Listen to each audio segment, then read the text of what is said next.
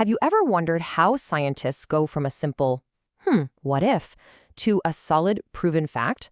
Well, it's not magic, it's a method. And today, we're going to open up the investigator's toolkit and show you the four-step blueprint that turns simple curiosity into real discovery. You know, every single major discovery starts with a question. But here's the thing. The real trick isn't just asking the question. It's about building a trustworthy, reliable path to get to the answer. It's a process, and trust me, once you see it, you'll start seeing it absolutely everywhere. All right, so here's our game plan for building that toolkit. We'll kick things off with the master blueprint itself. Then, we're going to put it to the test in a few different scenarios, from how enzymes work all the way to the laws of electricity. And then at the end, we'll hand the blueprint over to you. Okay, this is it. This is the core of everything. Just 4 steps. Step 1 is the aim. What are you actually trying to figure out? Step 2, the variables. How do you make sure you're only testing one thing at a time?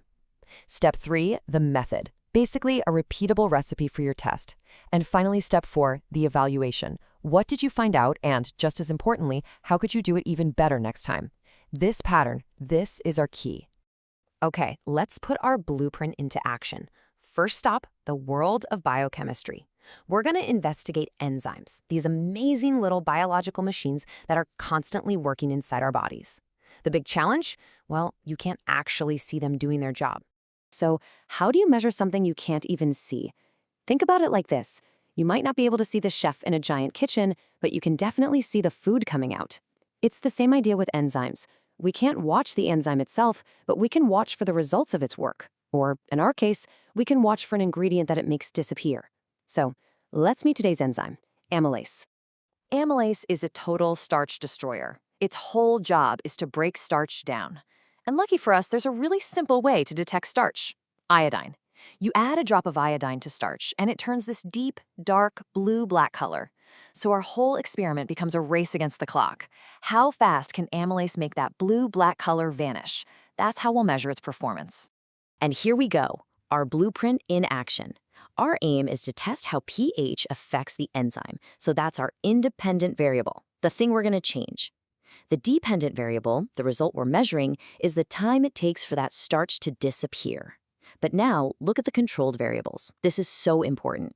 Why bother keeping the temperature locked in at 37 degrees with a water bath? Why use the exact same amount of enzyme and starch? Because we have to be able to say with confidence that any change we see is because of the pH and nothing else. It's all about a fair test. And this brings us to step 3, the method. This needs to be a precise, repeatable recipe.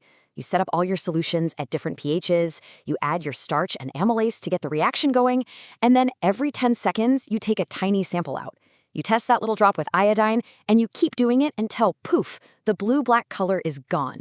That final time, that's your golden piece of data. Now for what might be the most important step of all, evaluation. You see, no experiment is perfect. A really good scientist doesn't just stop at the answer, they immediately ask, okay, but how could I make this answer even more reliable? Is judging that color change by eye a little subjective? Well, let's use a colorimeter to get an exact number instead. Is the reaction happening too fast to time accurately? Okay, let's do more repeats to get a better average. It's this constant cycle of refining and improving. So we know the blueprint works on a tiny molecular level. But what happens if we scale up?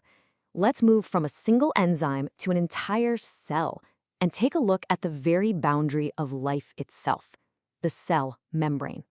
A cell membrane is kind of like a bouncer at a club, right? It controls what gets in and what gets out. But what happens when that bouncer gets overwhelmed, say by too much heat?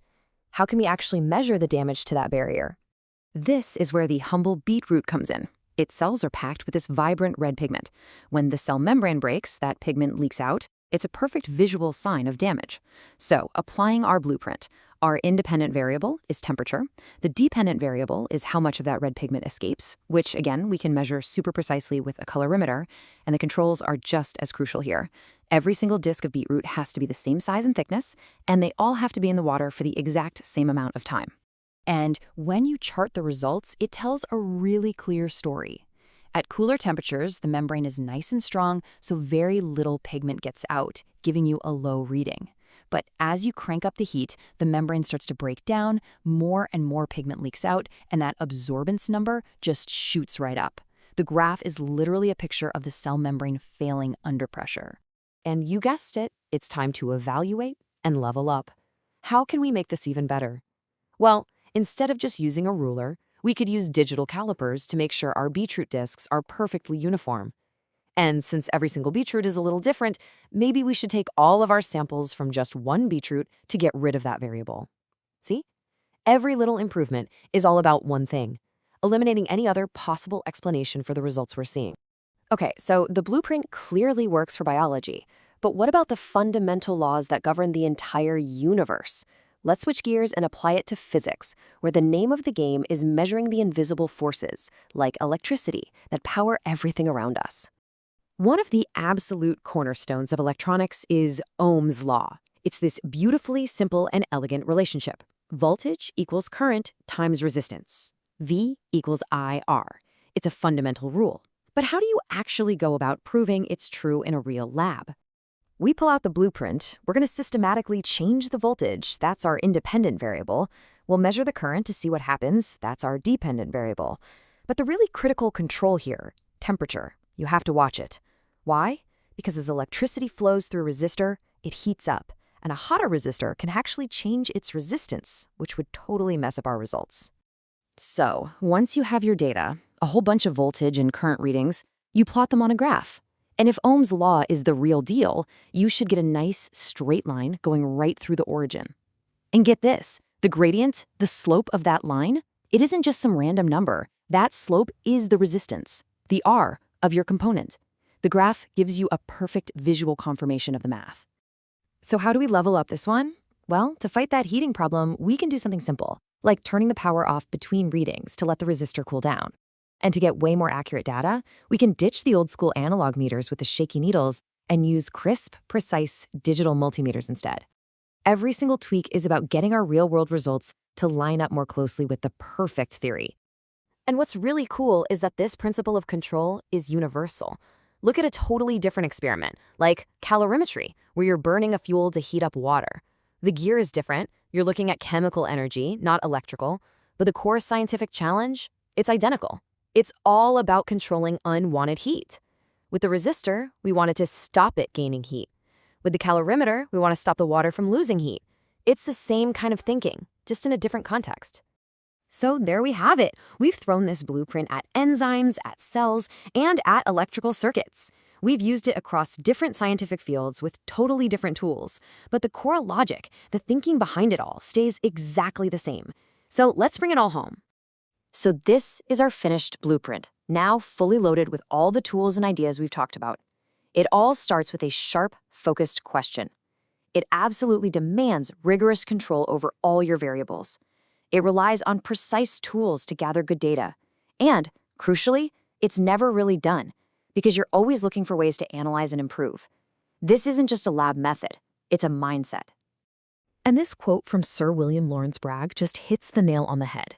Mastering these kinds of practicals isn't really about memorizing a bunch of steps for a test. It's about getting this structured, critical way of thinking into your bones. It's a method for asking good questions and finding answers you can actually trust. So that's the big takeaway. This 4-step blueprint is the engine that drives all of science forward, the thing that turns I wonder into I know. And the real question now isn't what scientists can do with it, but what can you do with it? Seriously, from figuring out the best way to keep a plant alive to the most efficient route for your morning commute, this blueprint is yours now. The only limit is your own curiosity.